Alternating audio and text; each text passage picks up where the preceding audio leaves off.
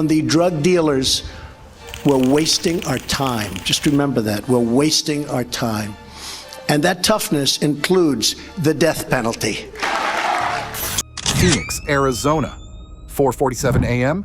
3 black SUVs cut through the desert darkness, rolling off Interstate 10 into the gated luxury of Desert Ridge. No sirens, no flashing lights, just the predatory hum of engines slicing through a neighborhood that believed it was safe. Behind those tinted windows sat federal warrants, sealed indictments, and stone-faced agents who'd waited 18 months for this precise moment. The target wasn't a cartel compound. It wasn't some warehouse on the forgotten edge of town. It was a 2-story stucco house at the end of a cul-de-sac, the home of Judge Ethan Calder. At 4:52 a.m., the front door exploded. Oak splintered inward as FBI agents flooded through flashlights carving through darkness. What they illuminated looked respectable: mahogany, furniture, Persian rugs, family photos. On the wall hung a Georgetown law degree.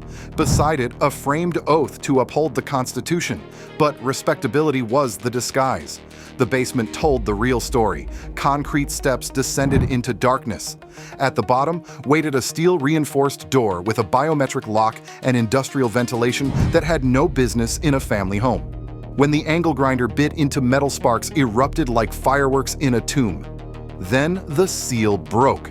The air hit them first. Chemical, sharp, synthetic. Inside, industrial shelving stretching wall to wall. 35 kilograms of fentanyl, enough to kill 17 million people. 10 kilograms of heroin pressed into bricks, each stamped with the CJNG cartel logo. A scorpion coiled around a raised dagger. This wasn't a judge's home. This was a distribution hub built beneath the feet of the man sworn to keep poison out of his city. In the master closet behind tailored suits, agents discovered a false panel. Behind it, a Mosler safe containing $5.6 million in cash, 3 encrypted phones, and a leather-bound ledger filled with court case numbers, dates, and dollar amounts, all in red ink. One agent read aloud: KCCR 2023-8471, delayed 90 days, $320,000. Each line wasn't just corruption. Each line was a shipment that made it through while justice looked the other way, because justice had been bought.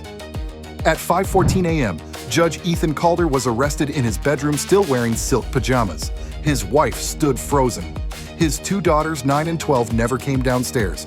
But this wasn't the end. It was the crack that revealed the foundation rotting beneath. Operation Desert Gate wasn't one raid.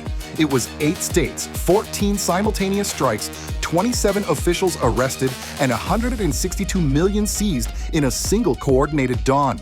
At 6:30 a.m., one encrypted message went out from FBI headquarters. Gate is open. Execute. 14 targets, simultaneous entry. Phoenix, 6:07 a.m., FBI agents stormed a downtown tower targeting Assistant District Attorney Rachel Vogue. 89% conviction rate. Rising star, featured speaker at legal conferences. When agents opened her desk drawer, they found $180,000 in cash and a burner phone filled with messages mapping safe corridors along Interstate 10. I-10 cleared 2:04 a.m. Thursday. Shipment confirmed. $40K transferred. The woman prosecuting drug traffickers had been clearing lanes for them for the right price. El Paso, 6:09 a.m. ICE agents hit the home of Border Patrol Supervisor Miguel Santos, 16-year veteran with commendations for intercepting cartel couriers.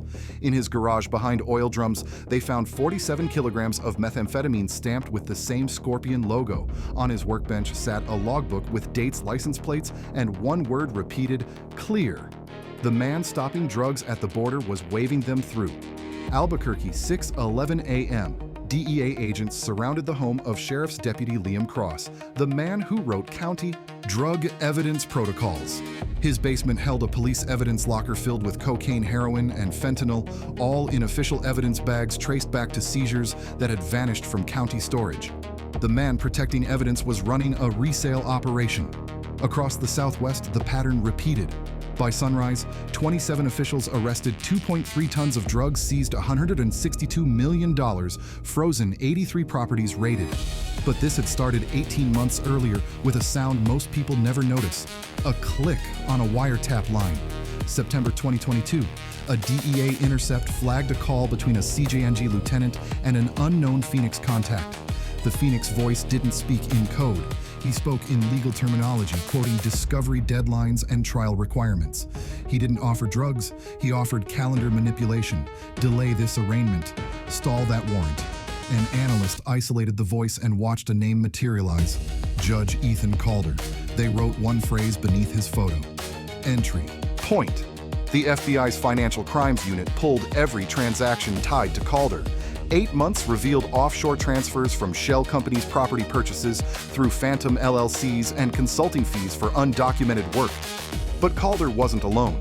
When investigators overlaid his network with federal payroll data, 26 other names lit up: assistant prosecutors, deputies, port officials, border supervisors, all suddenly wealthy beyond their salaries.